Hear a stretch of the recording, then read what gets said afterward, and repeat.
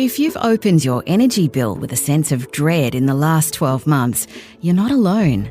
With energy prices soaring around the world, individuals and organisations alike have been left asking, how long can it go on like this? These dramatic price surges, caused in part by recent destabilising events, have underlined the importance of maintaining reliable supplies of energy. But having reliable access to affordable, sustainable energy is by no means a new concern.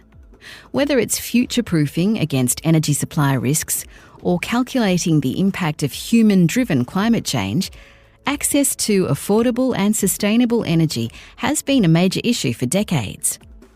So how best can today's leaders make sure they and other organisations have access to reliable energy? To plan for the secure future of their industry and work towards a cleaner planet. In this episode of the Business of Leadership podcast, AGSM's Associate Professor Michele Roberts is joined by industry and academic guests to discuss and debate the best ways Australia and other countries can move forward when it comes to the future of energy supply.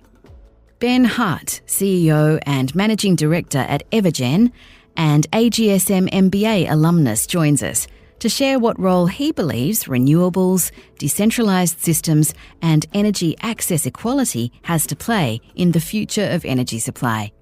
We're also joined by Katja Ignatieva, Associate Professor at UNSW Business School. Her research focuses on the dynamics and volatilities of the energy markets and considers what steps can be taken towards smooth energy transitions while retaining cost stability.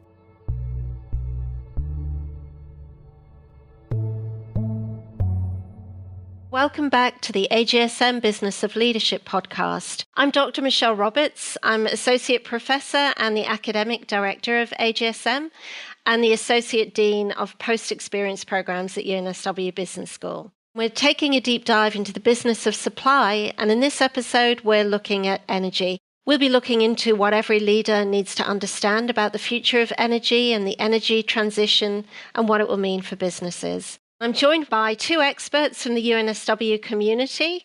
Our alumni expert today is Ben Hutt, CEO and Managing Director at Evergen.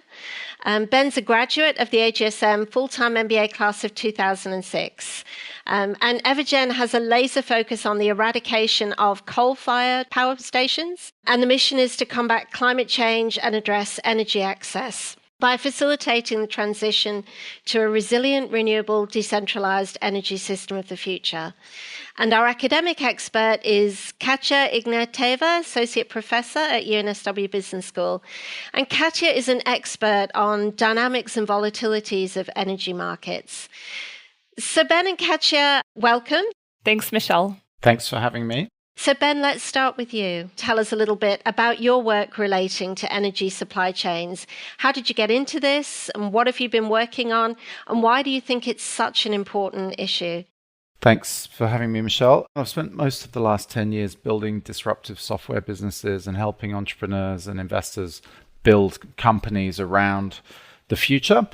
And 4 years ago, I began my journey at Evergen with a clear vision that software enabled really by this era of the Internet of Things, where pretty much every device is connected to the internet.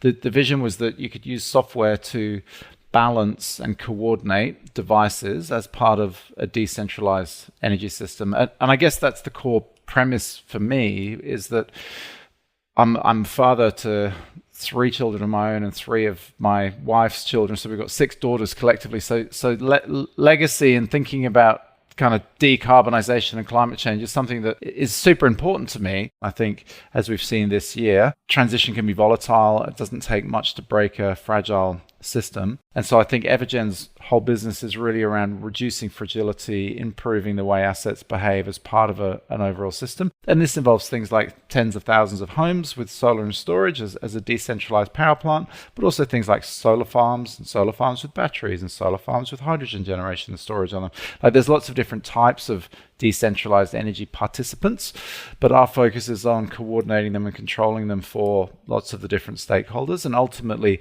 improving people's return on investment in renewable technologies so people invest more in them. And that's the whole thing about destroying coal by improving and accelerating the adoption of these new renewable technologies. Thanks, Ben. Katja.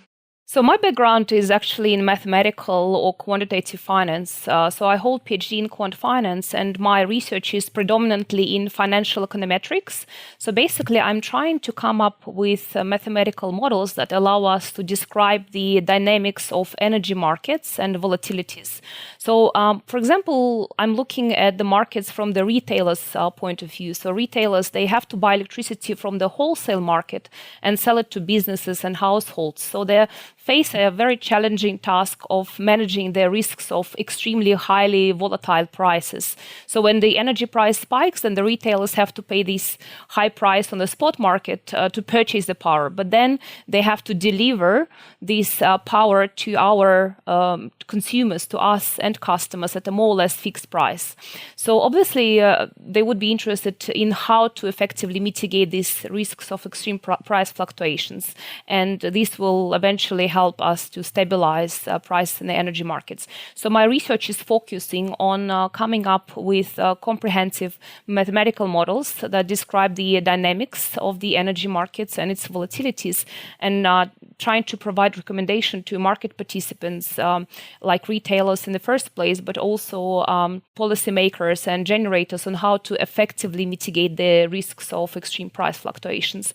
And clearly, while doing this quite mathematical research, I have to gather a lot of information, a lot of background on the operation of the markets. So including introduction of renewable generation and leaving the coal power plants domain. Basically, I'm trying to think of how to effectively capture the dynamics of the markets, keeping in mind the transition from the coal and gas plants to more renewable generation. Just to put this conversation in context, I'm going to ask Ben to do something that's pretty much impossible. And just for those who are not yet across this issue of a transition to clean energy, what will the energy transition look like? As Australian leaders, what might we expect to see happen over the next 3 to 5 years, or right through till 2050? What will it look like for us? So I will try and do the simple version of this because electricity is fiendishly complicated. What most industry expects is what Amo described as a step change transition, which really is rapid adoption of renewables, rapid building of transmission to allow greater resilience and more interconnected smaller systems as part of the bigger energy system. And what we're seeing now that the federal government has made those commitments is there's lots of investment occurring in things like offshore wind, onshore wind, solar at scale, lots of storage on solar. Evergen's involved in lots of storage projects, including hydrogen on solar farms. And so we're seeing this deployment of renewables, but there's lots of little obstacles in the way of it going as fast as any of us would like. And I think part of that is on the supply side. So it's things like unexpected breakages cause volatility, which in some cases cause bad outcomes for the system or bad outcomes for half of the market. So we need more resilience, which means we just need things to go faster. Can I add to this? I agree that we need to increase the share of renewables at a very fast pace, but I'm not sure how realistic we are about the time frame. I think finding an optimal trade-off between, shutting down all major coal-fired generation and then, trying to reduce gas emissions at a very fast pace is wonderful. But what happens if we shut down too many coal-fired generation power plants prior to reaching a sufficient infrastructure or target for renewables? Don't we risk to fall short of demand within the next couple of years? And then clearly, if we wait, until this share of renewable energy generation has reached, the prices will also continue to rise. So from my perspective, also from modeling perspective, so I agree that in the medium to long term, we should accelerate moving to renewables in order to reduce the energy prices. But during the transition stage, aren't we supposed also to look into, alternative short-term strategies to ensure the sustainability and also stability of the sector, guaranteeing the uninterrupted power supply to customers? And perhaps from that perspective, we should also include investment in old dispatchable generation. So that's probably my academic question to Ben. How does he see that? Well, I think you're absolutely right. And I think this year, some of the disruptions in the energy market proved that this is actually a very complex kind of multiplayer game of game theory where people act rationally to maximize their own outcomes. And so if I'm someone who owns lots of coal-fired power stations, my objective is to run them for as long as possible, and ideally to get the highest price possible I can for electricity generated by those assets. And what we saw this year, and there's been lots of causes of dislocation in the energy markets, not just in Australia, but globally this year. But we saw a period in time where the Australian energy market wasn't functioning as a market anymore, and it required the market operator to basically tell people what to do and change the rules of the game in order to keep the lights on, which is fundamentally their job. And one of the issues I have in this whole transition is that whilst AEMO has put forward the best version of the plan, which is the Integrated Systems Plan, they don't have authority to implement it. No one does. So no one can sit there and tell, let's say, AGL, Origin, and EA when to retire which plant and balance that with new capacity, so new generation or new storage coming online to deal with it, Katja's issue of the volatility. Like, we definitely can't be retiring things early, otherwise the lights go out or power prices get really high. This is the need for like an orderly, managed transition. And it's extremely challenging. And we saw dislocation in the market this year. It actually, I think, set Australia's energy market back a couple of years because lots of the small retailers died. And they died because they were inappropriately hedged for the most part to deal with a black swan kind of dislocation in the market. And that ended up in them giving all their customers back to the big three. So if we were sort of writing a fairy tale and it was a battle between old and new, or good and evil, or fossil and not fossil, or some version of that, we took sort of 2 steps forward and then 1 step back this year. And now I'm personally delighted by the pace at which Origin and AGL and others, EA as well, are starting to move and focus on innovation for the solution. But volatility, things not quite always being right, or like we had a thing where the wind blew a transmission tower down in South Australia, which led to the whole state being completely disconnected from the national energy market. These things happen, and volatility is generally bad for most people, good for a small number of people. And I think we should expect in this transition more volatility, which is one of the reasons why I'm a massive advocate for storage, so battery storage or lots of different types of energy storage that provide backup power in some extent in the event of volatility, whether it's at a household level or at a system level. I think that's super important. But definitely the race is on, and I would love to have someone accountable in this country for execution of that plan rather than just description of it. But currently that's not something that anyone's able to do over and above the federal government setting signposts out. But unfortunately, setting up of the infrastructure for renewable generation is taking time, right? And while, as you're saying, right, so while we are setting up all this necessary infrastructure, the energy prices will continue to rise. And this is, happening now in a very turbulent period of time, right? When Australia's electricity prices are affected by the world prices, right, which is basically driven by a combination of multiple short, long-term economic, political, and whatever weather-related events, right? So we will continue to observe the increase in the energy prices and even more extreme volatilities in the future unless we accelerate, the setup of the renewable energy. But because it's not that simple, right? It takes still years, right? 1 to 3 years on average to set up a wind station or, solar. Shouldn't we be looking into, some other short-term ways to ensure that the energy supply is uninterrupted to our customers? So you're saying clearly, like, we should be putting the coal power plants on hold at some point in time. But currently, what's happening is, for example, with Eraring power station at Lake Macquarie, they are retiring ahead of a schedule because, the renewable energy is simply impacting their profitability. So they cannot survive in these market conditions. So from that point of view, from the government perspective, perhaps there should be some strategic decisions in place until renewables can handle most of our needs that guarantee that coal power stations survive until that moment and provide sufficient power for Australian population, and perhaps providing some kind of relief to coal power plants or incentives, to continue to operate until this sufficient share of renewables is reached would be the best short-term decision. And then, of course, in the medium to long term, no doubt the renewable energy generation is the most viable solution. But I think we should be realistic about the time frame. I agree. Nothing goes fast enough in any way, but it is at least starting to go faster now. We have political clarity around what the goals are. I have grave concerns about a capacity mechanism, which is what I think you're referring to in your sort of notion of, can we support coal to keep them alive longer than they should be? Because they remove price signals and investability around large-scale renewables. So they actually slow everything down even further. It's like creating an artificial market for something that should just not be there, unless it includes some sort of measure of carbon efficiency or a cost of carbon to continue to incentivize renewable electrons over fossil fuel-driven electrons. And people have talked about having a renewable energy storage target, which again is a really good idea because storage allows for more flexibility.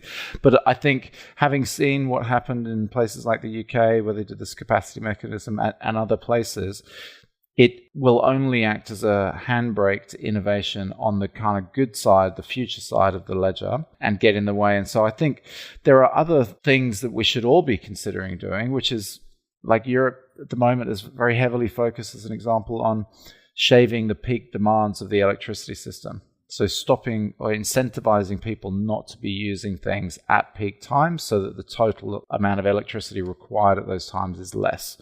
Like, I've long advocated for a market for what we call demand response, which is having people or companies turn things on or off when the price or the network stability is not there, and you pay them to do that. Other countries like New Zealand have signaled a 3-year pathway to having demand response as a market. In Europe, it's quite widespread. New South Wales government's introduced a peak reduction scheme, which is basically a version of the same thing. It's like incentivizing people to change their electricity consumption away from peak times. So I think managing demand and balancing supply and demand more strategically, which is really like what Evergen does. It's like what we're trying to do for electrons is balance when they're generated, stored, and used to make them most valuable. It's a bit like what Uber did for the taxi services by kind of computerizing the demand and supply economics and optimizing the travel time for everyone. You just get a better outcome. Like, you don't need more electricity. You can get away with less. But it's very complicated, you're right. From my research, it's actually interesting that you mentioned about shifting electricity consumption to off-peak times. I'm looking at also energy demand related to the human activity cycle, and clearly we are observing that. For example, in winter, right, the demand peaks in the early morning and late afternoon or evening, where people get ready to work or come back from work, right? So it's a little bit difficult, to shift your consumption from these, peak demand times to, low demand times when pretty much no one is at home, right? So I'm not entirely convinced that, simply shifting the demand to, off-peak is feasible and doable, because there is a really very strong relationship between energy demand and the human activity cycle. Sure, but you can use batteries. From the electricity system's point of view, the demand is shifted. You just use the battery. So I'm not necessarily suggesting that households across Australia change their human activity schedules. Like, it's not going to be possible. But if you give everyone solar and a battery in their house that's able to manage peak house load, then effectively those homes are self-sufficient and completely zero bill efficient. That's what we do. But having storage there is absolutely critical. Katja, Ben gave us a few examples of incentives that he's seeing have some impact in Europe. Are you aware of any incentives that you think can be used here? Are you seeing any likely policy instruments that we might experience here in Australia? And what impact will they have for Australian organisations if they are introduced? Well, I think, people are currently being more aware of green options, and where possible, they can switch to green energy. So use, power generated from renewable sources. So clearly we can see, some demand, high demand for installing solar panels on the roofs, over the last, year or half a year, right? So, and clearly that's the most efficient way to save energy and reduce the energy bill. Also, perhaps switching off appliances, choosing some energy efficient appliances and, switching LED lights, right? It could also be considered as some ways to reduce the power bill, right?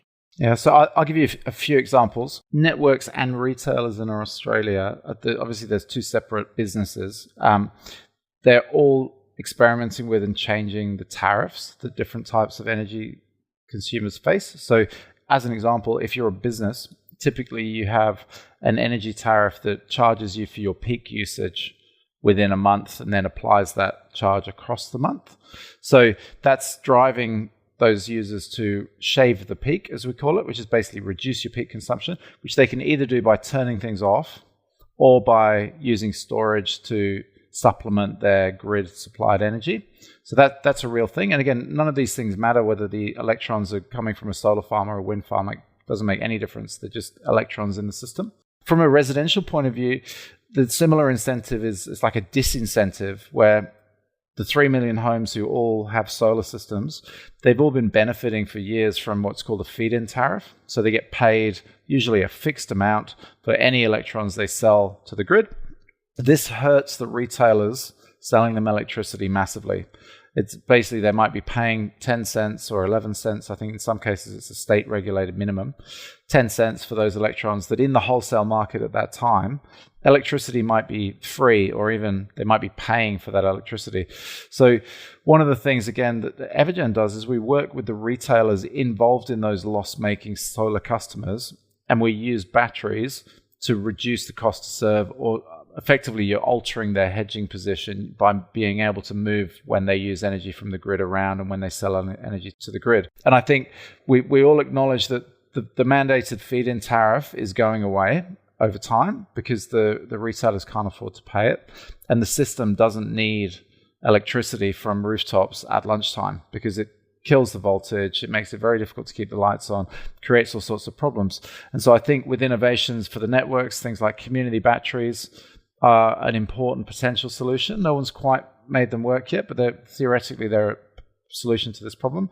But really having lots and lots of batteries, it could be a mobile battery like an EV, but having batteries behind the meter in homes or charging up in businesses during day, that's going to be really, really powerful because it's like sucking those cheap and somewhat unwanted electrons at lunchtime into storage so they can be used later, either used for transport or used for lighting or heating or whatever it might be. And I think elsewhere in the world, like we see lots of EV adoption, much more EV adoption in Europe than we see in Australia because of policy interventions. But like in the UK, you basically get free EV charging if you plug it in at certain times of the day. We'll do the same thing here for no doubt. We're working on a number of things like that. So it's all just about moving around when generated energy is either used, sold, or stored. That's basically all it comes down to, trying to balance the grid and the frequency and the voltage in and amongst all that. And one thing it would be helpful to understand more, you've both talked about an increase in volatility, in disruption to energy supply chain in the recent sort of months. Obviously, the big one being the impact of war, invasion of Ukraine. How have you seen those incidents having an impact here in Australia? And are we likely to see more of these impacts? And how will organisations experience them? I think actually Russia-Ukraine war is actually not the only source of instability. Of course, it did generate some significant supply shock when the majority of European countries have rejected oil and gas supply from Russia, and it was exacerbated by the reluctance of OPEC to increase its oil production, right? But there were other events, right, that has led to this as well. It's Australia is actually exporting most of its fossil fuels, including coal and gas, and because the prices are obviously increasing worldwide, and also transportation costs are going up.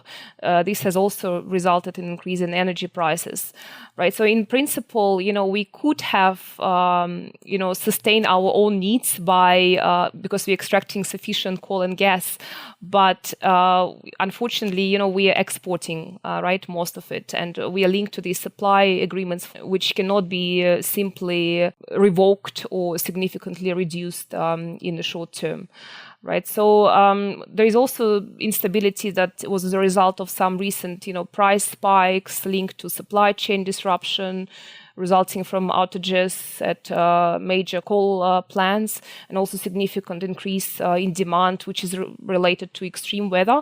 Also, when during the pandemic, the operation of the large number of businesses has been significantly reduced or put on hold. And when we started, recovering from the pandemic, energy demand started to rise. So all these factors have actually generated this massive increase in the power prices and resulted in extreme price fluctuations. So I think until we are able to come up with, a reliable short-term, in the first place, strategy to stabilize the energy prices, there will be some delay between the decline in the wholesale prices and the reduction of the energy bill for the household. So it's really hard to achieve low prices in the short term, but hopefully in the medium to long term. And in terms of pricing, I know that this is an area of your expertise, Katja. What should we expect as consumers and as leaders for our organisation? What should we expect for energy pricing over the next sort of 3 to 5 years? Well, I think, unfortunately, in the short term, the prices will continue to rise. It will probably take time to set up significant infrastructure for renewables, but at the same time, generating capacity and putting on hold or switching off major coal power plants results in basically extreme demand conditions, and it unfortunately in the short term we will likely to observe further increase in energy prices and extreme volatilities. But hopefully, once we reach this sufficient threshold for the renewables infrastructure, we start observing some relief, and energy bill will start being reduced for the consumers. I think there is a chance of ideally a positive outcome in Ukraine. It seems to me that strategically there should be a negotiated outcome to that conflict. And I think that'll unlock a lot of the fossil fuel traveling between Russia and Europe, which will take pressure off our coal prices, which brings them back into the market for Australia and should lower the cost of baseload power in the short term. But I think Katja's right, we need to build renewables as fast as possible. There's a major bottleneck in there at the moment, which actually is getting things connected to the grid. It's not getting them built. I know people that own lots of solar farms that are either running at 40% capacity because of network constraints or not even connected. There's lots of them sitting out there. So I think we need greater grid connections, investment in bringing this capacity online quickly. We need more storage to allow things like voltage and frequency to be maintained at these two-way grids.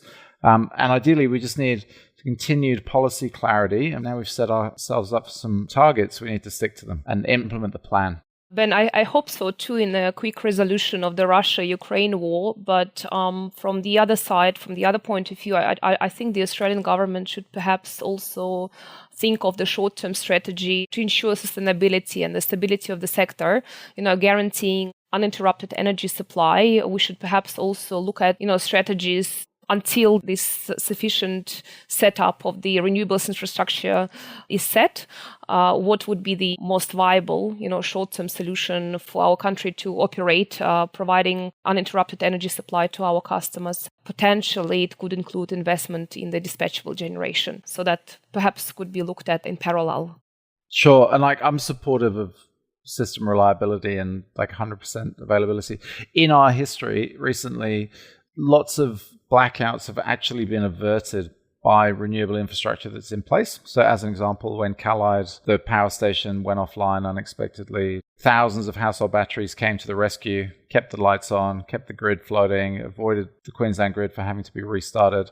And similarly, in South Australia, when they've been islanded from Victoria, there's been enough energy, and the energy price has actually been flat. It hasn't gone up at all. But what's been interesting is that the FCAS market, so the frequency stabilization market, has obviously increased in value because they're using distributed energy resources to balance the grid, and they're willing to pay for that. And I think AEMO's done a great job of keeping the lights on in pretty much every recent market disruption. Like, the lights have stayed on, even when coal generators refuse to honor their contracts. I do think electricity is one of those things. It's a fundamental human need where there should be access to it all the time for everyone, whether you're rich or poor, or it doesn't matter where you're located. You should have electricity whenever you need it. And so I would like to think that that shouldn't necessarily be a government mandated thing. I think we should be able to build a decentralized system that's flexible enough and has enough surplus that everyone has it when they need it, and it's ideally cheap. And like, I still believe that if we have adequate renewable energy generation assets and storage,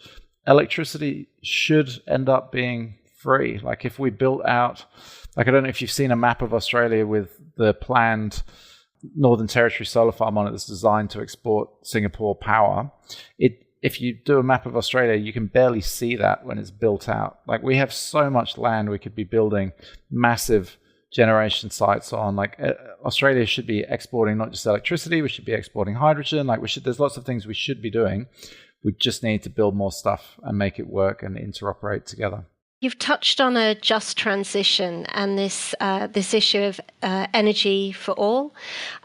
How do you both think about the ethical issues in energy supply chains, both traditional energy, coal, obviously, but also new energy has obviously got a lot of ethical issues as well.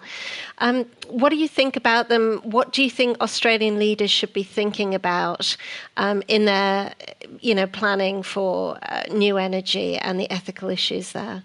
Yeah, so let me just pick up the ESG ethical considerations around things like critical minerals.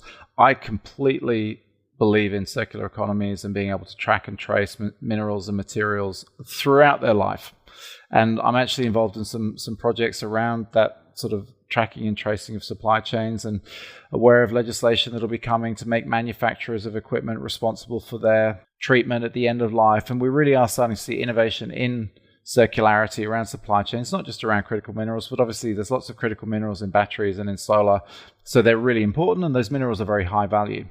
I think one of the things there about any type of ESG compliance, whether it be carbon credits or anything else, it's around proving that it's actually good, not just having a tick that says it's good. And in terms of communities involved in mining fossil fuels and critical minerals, like there are lots of things that can be mined in place of fossil fuels. So all those infrastructure, all those jobs, all those machines, they can just be redeployed on different minerals as and when. And certainly we're seeing, like, I live in Newcastle, the Newcastle port's now started to invest in infrastructure for handling containers instead of just coal. And currently it's the world's biggest coal port. So that it's not turning things off, it's changing them from what they do currently to doing something else. And I think for lots of the remote communities that often get singled out as being dependent on coal mining, as an example, like, the numbers of jobs at stake are actually relatively small. Like, it takes about 500 people as the full-time employee base of a big coal-fired power station. It's not a lot of people. And on the flip side of it, if we really accelerated this renewable transition, we can create hundreds of thousands of highly skilled, well-paid jobs. So it's not that things get taken away, things get stopped and opportunities get created to do new things. And I think that's just life, and that's just change. But how can we make this transition stage smooth? So that's the question. So clearly, long-term renewables is the solution. Short-term, we should probably stick to the coal and gas power stations. But how can we make this transition? Also people losing their jobs and providing the stability of energy generation for all Australians. So I think that's a really difficult task to do. And clearly, Australian government, while focusing on reduction reduction of emissions and boosting renewable generation should, continue going on and accelerating this transition, I think it's fairly difficult to make this transition very smooth for all. So that's, it's a complex issue. I totally agree. And I think one of the things that makes this more complex in Australia is that we have separation of duties between state governments and federal governments.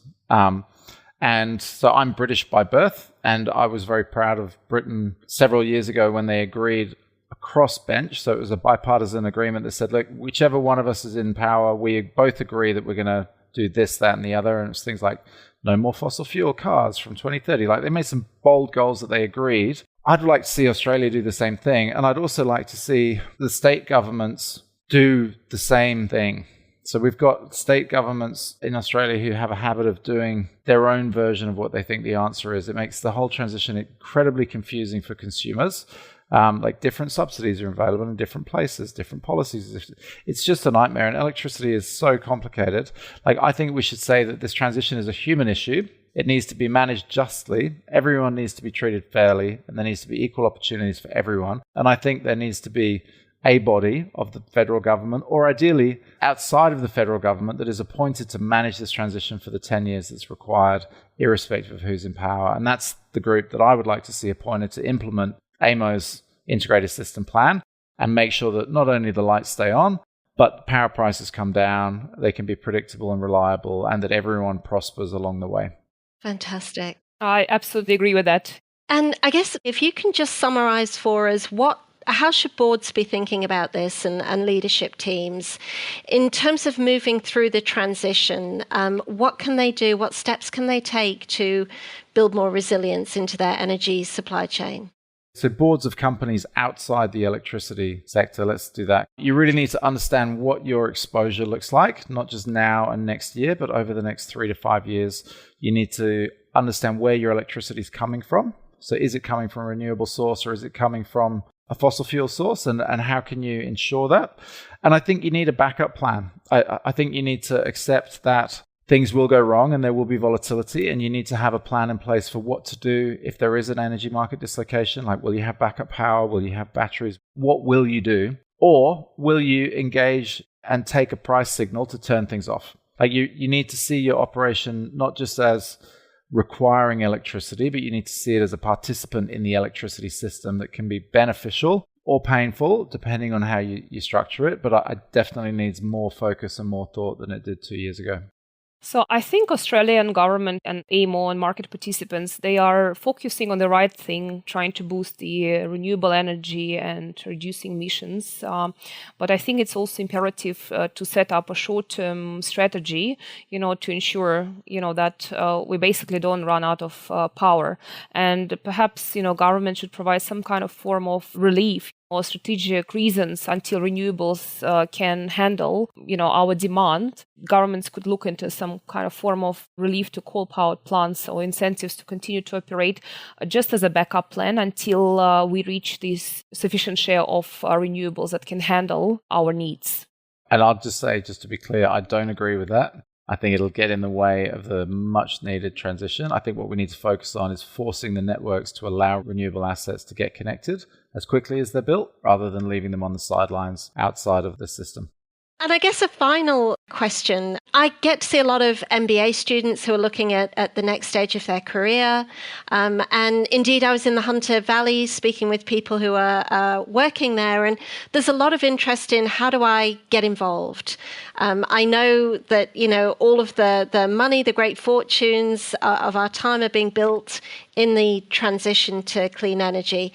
How do I get involved? What kind of skills? Where do you see the opportunities for people to build new businesses or transition and pivot their career?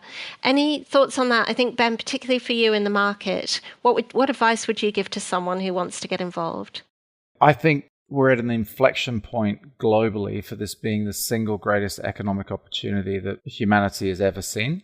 The transition is not optional, it's essential. We talk quite often, and very smart people like Bill Gates and others, we can't just get to net zero, we need to get to net negative, because we're not going to get to zero quick enough. So whatever it is you're interested in, there's areas that you can get involved. And so all types of work all around the world. If you want to get involved, you can. You just got to look at all of the hundreds and thousands of people all around the world trying to innovate and do new things to make the transition either go faster or be less risky or be more beneficial. Like there's so much opportunity. It really is very exciting. It's difficult and it's complicated, but it is inevitable and it should be tremendously beneficial for humanity when we go through it. As a researcher, I would probably encourage and engage young people to, explore, energy market analyst, data analyst positions, that are really very exciting, allowing you to model these dynamics of energy and volatility markets in Australia and also, worldwide, which is clearly very beneficial for the markets, but also for research, for future research in the energy markets.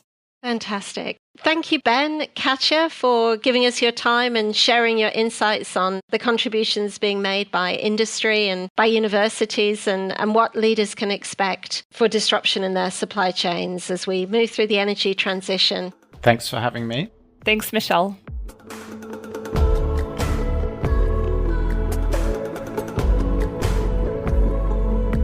Thank you for joining us for AGSM's The Business of Supply, Burning Up.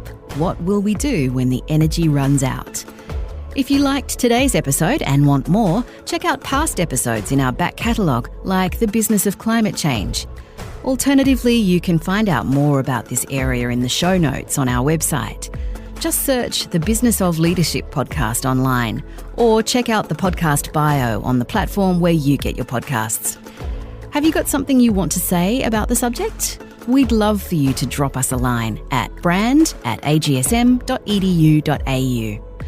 From conversations about how to lead a business with purpose to how organisations and governments could better implement AI, there is plenty more to listen to in the AGSM Business of Leadership back catalogue.